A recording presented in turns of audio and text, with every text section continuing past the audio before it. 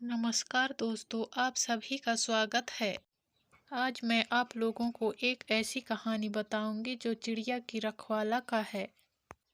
दोस्तों, एक चिड़िया थी जिसका नाम लाडो था। वो अपने पति लाडो चिड़ा के साथ रहती थी। एक दिन लाडो चिड़िया के सपने में परी आई। परी ने लाडो चिड़िया को बताया कि जंगल के टीले पर एक अनजान पक्षी का अंडा रखा है, जिसकी देखभाल कोई करने वाला नहीं है। लाडो चिड़िया ने सुबह सुबह ही जंगल के टीले पर जाकर उस अंडे को अपने घर पर लाती है और लाडो ने उस अंडे का बहुत अच्छे से ख्याल रखा था। कुछ ही दिन बाद उसमें से एक बच्चा बाहर आ गया। बच्चे को देखने के लिए आस पड़ोस से बहुत सारे पशु पक्षी आए थे। जैसे ही बच्चा अंडे से बाहर आ गया, लाडो तो बच्चे को देखकर बहुत खुश हो गई।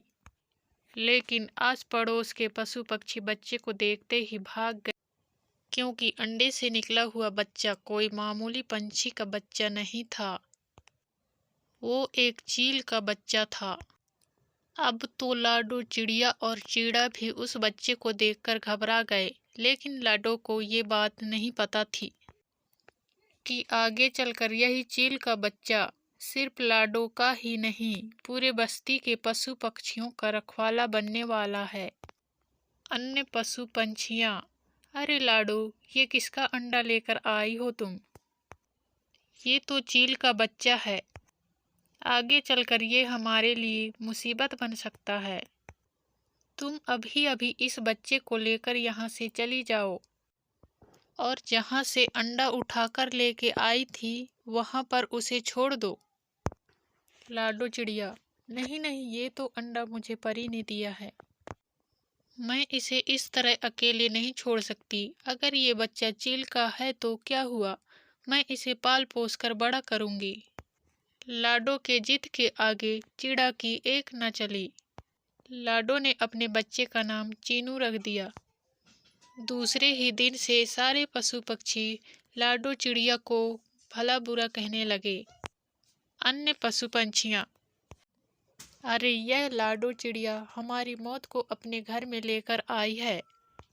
तुम देखना आगे चलकर जब ये बच्चा बड़ा होगा, ये सबसे पहले हमें खा जाएगा। ये बात पूरे बस्ती में फैल गई और साथ ही साथ तोता राजा के कानों तक भी पहुंच गई। राजा जी ने शाम को मीटिंग बुलवाई और उसमें लाडो और चीड़ा दोनों को आने का संदेश सिपाही पक्षियों के द्वारा भेज दिया। शाम हो गई। सारे पशु पक्षी मीटिंग में शामिल हो गए। लाडो और चीड़ा भी वहां पर आ गए। तभी राजा ने लाडो से पूछा, लाडो, ये सब क्या है? तुम चील के बच्चे को क्यों लेकर आई हमारे बस्ती में? क्या तुम्हें बस्ती के बाकी के पशु पक्षियों की कोई चिंता नहीं है? लाडो चिड़िया, नहीं नहीं राजा जी, ऐसी बात नहीं है। मेरे सपने में परी आई थी, उसी ने मुझे इस अंडे के बारे में बताया था। तभी भूरे कौवे ने कहा, ये सब बकवास है राजा जी, मैं तो कहता हूँ लाडो और उसके परिवार को इस बस्ती से बाहर निकाल दो। भूरे कौवे की बात सुनकर बाकी के पशु पक्षी भी चिल्लाने लगे। बाकी के पशु पक्षी, हाँ हाँ, लाडो को बस्ती से बाहर निकालो। राजा जी ने सबको शांत किया और लाडो से कहा, लाडो, अगर तुम्हें इस बस्ती में रहना है तो तुम्हें इस बच्चे को छोड़कर आना होगा, और अगर तुम्हें ये मंजूर नहीं है तो तुम्हें इस बस्ती को अपने परिवार समेत छोड़ना होगा। लाडो चिड़िया, ठीक है, आप सब यही चाहते हो तो मैं ये बस्ती छोड़कर कहीं दूर चली जाती हूँ। लाडो जंगल छोड़कर पास वाली जंगल में अपना घोंसला बनाकर वहां रहने चली जाती है। ऐसे ही कुछ दिन गुजर जाते हैं और लाडो पेट से रह जाती है। लाडो चिड़िया, सुनिए जी, बारिश का मौसम आने वाला है और मैं पेट से भी हूँ। आप जल्द जाकर अनाज इकट्ठा कर लीजिए और हमें हमारा घोंसला भी पक्का करना पड़ेगा। लाडो चिड़ा, हाँ हाँ, मैं अभी जाकर अनाज इकट्ठा करता हूँ।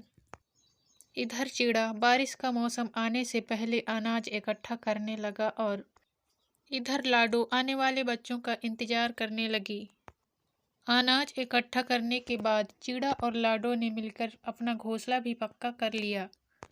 चीलों ने भी लाडो और चिड़ा को घर पक्का करने में बहुत मदद की। बारिश का मौसम आ गया। ऐसे ही कुछ दिन बीत गए। ऊपर वाले ने लाडो की माँ बनने की सपना को पूरा कर दिया और लाडो ने 2 प्यारे प्यारे अंडे दे दिए। चीनू अपने दोनों भाइयों से बहुत प्यार करता था, लेकिन दोनों भाई चीनू से नफरत करते थे।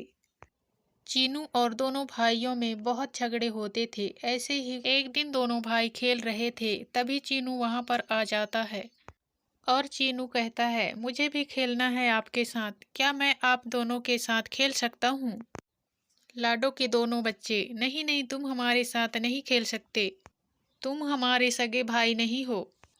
चीनू कहता है, ऐसा किसने कहा? मैं तुम दोनों का बड़ा भाई हूँ, मुझे भी खेलने दो ना। लाडो के दोनों बच्चे ने कहा, नहीं, माँ ने तुझे जंगल के टीले से उठाया था। अगर तुझे ये बात झूठ लगती है तो जाके माँ से पूछ, हमने खुद हमारे कानों से सुना है। एक दिन माँ और पिताजी ये बात कह रहे थे। जैसे ही चीनू को यह बात पता चली, वो एकदम से टूट जाता है और रोते रोते माँ के पास चला जाता है। लाडो चिड़िया कहती है, क्या हुआ चीनू, तुम रो क्यों रहे हो? चीनू कहता है, देखो ना माँ, मेरे छोटे भाई मुझे उनके साथ खेलने नहीं दे रहे हैं और वो कह रहे थे कि मैं उनका सगा भाई नहीं हूँ। आपने मुझे जंगल के टीले से उठाया है माँ, क्या ये बात सच है? बोलो माँ, क्या ये बात सच है? लाडो चिड़िया कहती है, मुझे माफ़ करना मेरे बच्चे, पता नहीं तेरे भाइयों को ये बात कहाँ से पता चली, लेकिन ये बात सच है। तभी बाहर से दोनों भाइयों की चिल्लाने की आवाज़ आ जाती है। लाडो और चीनू बाहर आकर देखते हैं कि एक बड़ी सी चील उन दोनों भाइयों के पास खड़ी होती है। वह उन दोनों पर हमला करने ही वाली थी कि चीनू उस बड़ी चील पर हमला बोल देता है और उस बड़ी चील को वहां से खदेड़ देता है। दोनों भाइयों की जान बच जाती है। लाडो भी वहां पर आ जाती है। लाडो के दोनों बच्चे कहते हैं, भैया हमें माफ़ कर दो, अगर आज आप यहाँ पर नहीं होते तो ये बड़ी चील हमें खा जाती। दोनों भाइयों को अपनी गलती का एहसास हो जाता है और दोनों चीनू के गले लग जाते हैं। लाडो ये सब देखकर बहुत ही खुश हो जाती है।